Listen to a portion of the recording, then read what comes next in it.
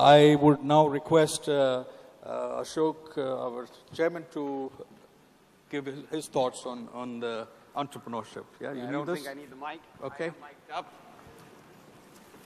Are we all set to go? Yes, we are.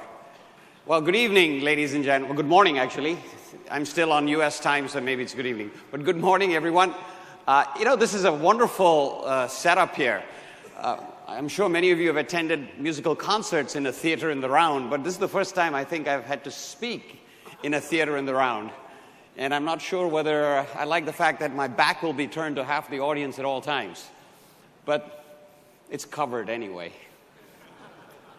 Well, on behalf of the 15,000 members in 61 cities and 17 countries of TiE globally, it's a real pleasure and a privilege to be here this morning and help kick off this TESS Dancing in the Rain 2012 conference. First of all, great big hand, I think, to Pradeep and his team for putting on this terrific conference. Yeah, I think we can do better than that, guys. The signature event. And I think this is one of the most impressive conferences I've been to in a while, and when it fills up, it'll be even more impressive. And it will fill up, won't it, Pradeep? So for the next 2 days, you all are going to be doing some serious conferencing at the 6th annual TESS conference. So let's think about the term conference. A gathering of important people who singly can do nothing, but together can decide nothing can be done. But that's not the case here at TESS, is it? This is not a conference of people who do nothing. This is a conference that has academics who do stuff, economists who do stuff, scientists who do stuff, corporate titans who do stuff, politicians who, well, maybe not them, thinkers, journalists, bureaucrats, investors, venture capitalists, all who do stuff. And of course, entrepreneurs who do stuff. Entrepreneurs who start companies and live by the mantra of Sir Richard Branson. We all know what that is. Screw it, let's do it.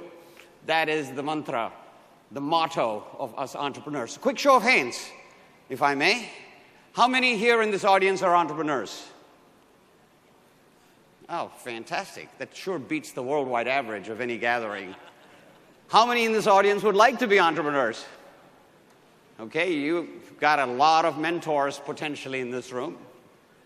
More importantly, how many of you know how to spell entrepreneur? Well, funny word, this entrepreneur.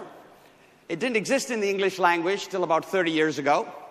The French coined this word from the verb entreprendre, which literally means to undertake. So does that mean us entrepreneurs, we're all undertakers? And as the English language has done, well, that was supposed to be a joke, guys. And as the English language has done over the centuries, we've stolen this word from the French and incorporated it into our lexicon.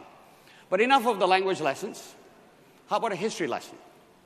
History has proven to us that it's entrepreneurs and entrepreneurs alone that can pull the world out of any kind of crisis, financial or economic, like the one we find ourselves in today. Because one thing's certain, entrepreneurs innovate. That is as fundamental to our universe as Newton's 3 laws. Entrepreneurs energize innovation, create jobs, create wealth, and grow economies. But not everyone is or can be an entrepreneur. Entrepreneurs are what I call infected by a virus that I call the entrepreneurial virus. And it's not a gene because it's not inherited. It is randomly distributed across the entire population of our planet. That's at least my very scientific anecdotal research. My guess is it infects about 3% of the world. And it's country agnostic, gender agnostic, religion agnostic, ethnicity agnostic. It just is like peanut butter on toast. 3% of the world is entrepreneurially inclined and has this virus. Think about all the people you know, your friends, your family. Some are entrepreneurial, most are not. Good example is my own family. I have 2 brilliant brothers. They're brilliant. One's a doctor, a researcher. 30 years he's worked at a single university trying to cure diabetes. Another brother, 20 years at Siemens, double PhD in artificial intelligence. Both very safe, stable, risk-averse. On the highways in the US, we all live in the US, they will drive 55 miles an hour, not 56, the speed limit of 55. Me?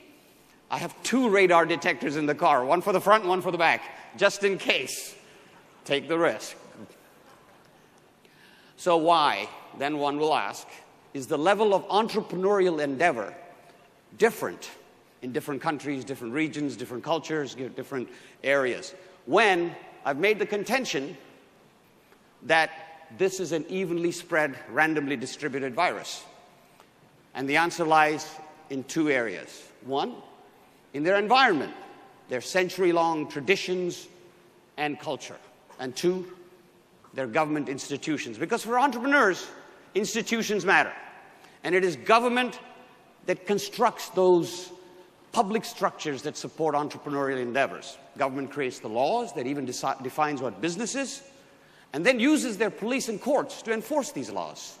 Entrepreneurs and their investors need institutions that mandate proper financial reporting, proper operations of business, and then police the integrity of that financial reporting system so that we have consistent information on how businesses are operating.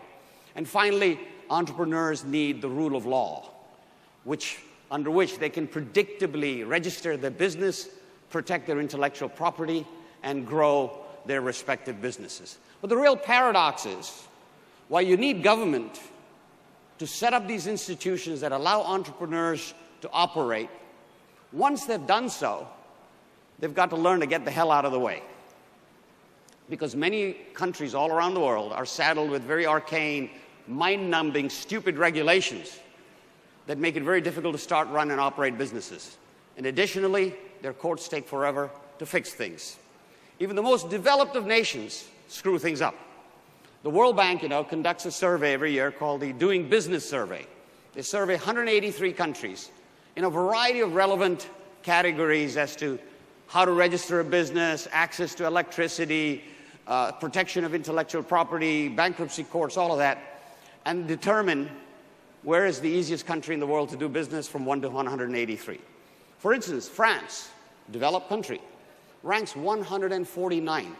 149th, yes, in the difficulty of registering property, and 79th in the world in terms of protecting investors. Well, how about our own India, a country that's done very well economically over the last 20 years? Well, we rank 132nd, 132 in the country out of 183, behind countries like Nigeria and Benin, because of all the problems that I've mentioned earlier. So the conclusion here is that our entrepreneurs are succeeding in spite of our government. Anyone want to take a guess which country was ranked #1 in the world for ease of doing business? Singapore. Yes, somebody smart out here reading their report. Singapore is ranked as the most entrepreneur-friendly country in the world. But then why is it not the most entrepreneurial country in the world? The Singapore government is doing all it can to encourage business, startups, and entrepreneurship. But it's the cultural traditions of Singapore, the cultural pressures of family that celebrate safe and stable careers, as well as the disgrace and stigma of failure that pushes young people away from taking risk. Asian and Indian societies have this way of suppressing entrepreneurial desire due to its millennia-old hierarchical culture. Working for a big stable company like Tata's or Siemens or Reliance or Singapore Telecom is celebrated, and working for oneself, one does as a last resort. Sound familiar to most of us? The parental pressure you get, beta, naukri karo, dhanda mat karna.